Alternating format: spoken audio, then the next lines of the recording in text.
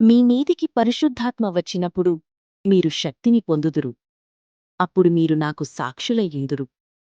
అపోస్తలుల కార్యములు 1:8. మన జీవితంలో కొన్నిసార్లు నేను చెయ్యలేను, నాలో శక్తి లేదు, పరిస్థితులు చాలా కష్టంగా ఉన్నాయి అని అనిపిస్తుంది. కాని యేసు తన శిష్యులకు ఒక గొప్ప వాగ్దానం చేశాడు.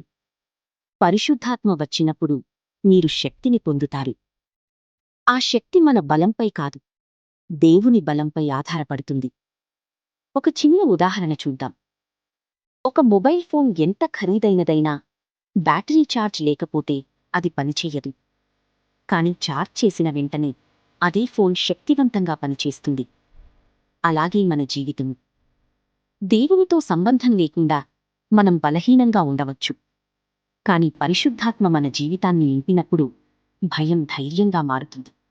నిరాశ ఆశగా మారుతుంది. బలహీనత విజయంగా మారుతుంది. ఈరోజు దేవుని శక్తిని కోరండి. ఆయన మీకు అవసరమైన ధైర్యాన్ని, జ్ఞానాన్ని, బలాన్ని తప్పకుండా అనుగ్రహిస్తాడు. గుర్తుంచుకోండి, దేవుని శక్తి మీలో ఉన్నప్పుడు ఏ సవాలైనా మీ భవిష్యత్తును ఆపలేను. దేవుడు మిమ్మల్ని సమృద్ధిగా ఆశీర్వదించుగాక.